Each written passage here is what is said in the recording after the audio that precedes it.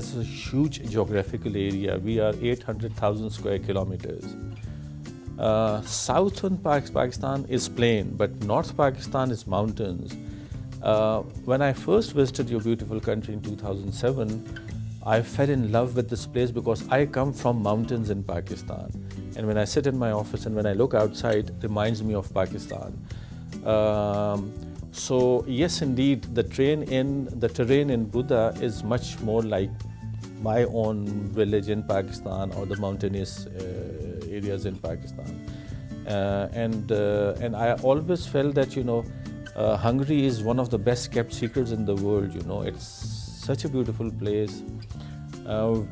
Rarely would you find now these days, pollution-free atmosphere that you get in Hungary. The people are very nice. Driving along the roads is absolutely a pleasure because Hungarian drivers are so courteous. You have a zero tolerance alcohol policy. So nothing could be better. It's a dream come true for me. First time that I heard about Hungary was I was a very small kid and I used to go for a walk in Islamabad, which is the capital of Pakistan.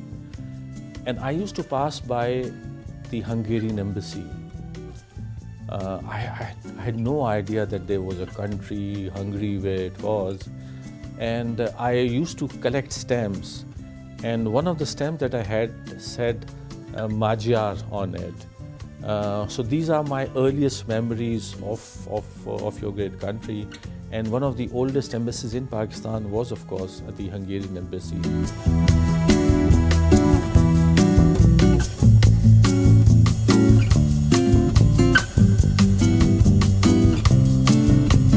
Whenever I get time, I actually go out. Over the weekends, I have quite a few times visited Vienna. Whenever, family relatives come over from Pakistan, I have visited Vienna with them. Montenegro only once when I went for my credentials. Hungary, whenever I find time, I also visit there. About 2 weeks ago, I visited Visegrad, Esztergom.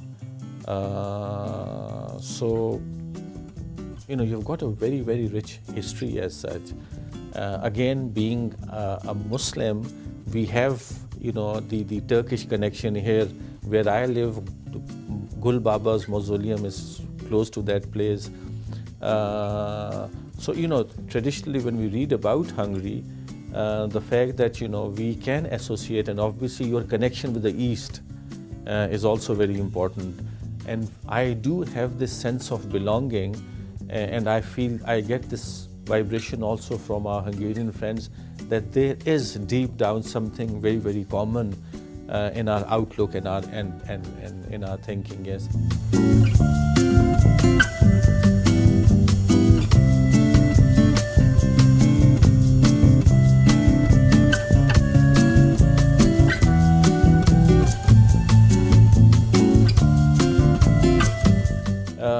Hungary has a very, very important policy. It's called opening towards the East. We are fortunate that last year the Prime Minister and the President of Hungary approved specifically for Pakistan 80 fully paid scholarships for students from Pakistan at the bachelor's, master's and the PhD level. Recently, about I think a month ago, we got the formal agreement. It is being considered by Pakistan. So these are substantive. Now we have students who come from Pakistan on their own, they pay a tuition fee. So, when we have this formal mechanism, these children would be able to save a lot of foreign exchange for Pakistan and get world quality education in Hungary. So I'm very happy that, this thing transpired during my tenure here, and hopefully we should be able to accomplish further progress while I am here. Recently, following the elections in Hungary, the Hungarian Parliament has set up the Pakistan-Hungarian Friendship Group in the Parliament. Now, we already have a Pakistan-Hungary Friendship Group in Pakistan's Parliament.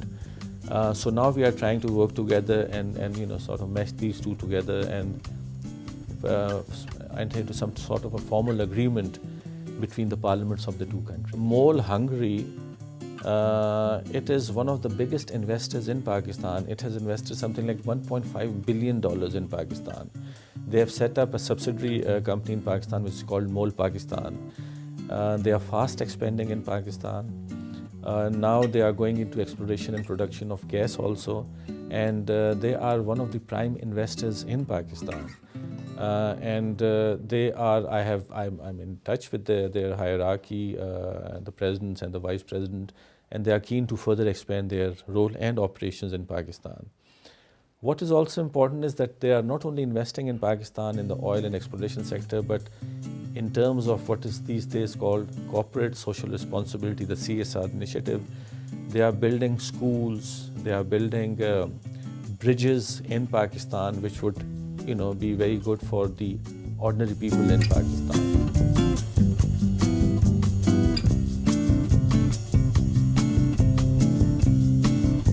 Malala Yousafzai represents that section of Pakistani society, the major segment of Pakistani society, who are all out for education.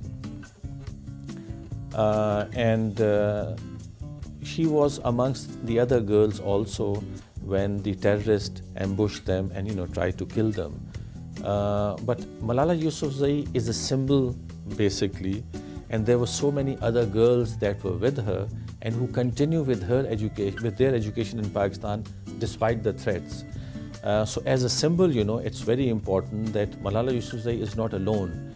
She represents those girls in that part of Pakistan who have said no to terrorism and said, they said that, no matter what you do, we would continue with education as such. The Indus Valley civilization in Pakistan, one of the oldest civilizations in the world is in part of Pakistan, which is south near Karachi. We have beaches in Karachi. So I would advise that, for a person who just has a week, to go to the northern areas and the southern areas, because the terrain is absolutely different. In northern areas you get mountains, you get valleys, you get a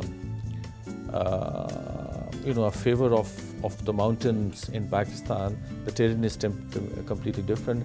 South we have deserts, we have sandy beaches. So in a week, north and the south both can be visited to get a flavor of what Pakistan is all about. I also want to mention that we have what is called the Mughal civilization that started off in Pakistan, which ruled for 400-500 years. So a day probably should be spent in Lahore to get a flavor of what the Mongols had done in Pakistan, because we still have as our inheritance the structures, the beautiful gardens that they made, and some of the structures. By the way, these Mughals were the same ones who built the Taj Mahal in India. So they have made their contribution in our part of Pakistan also.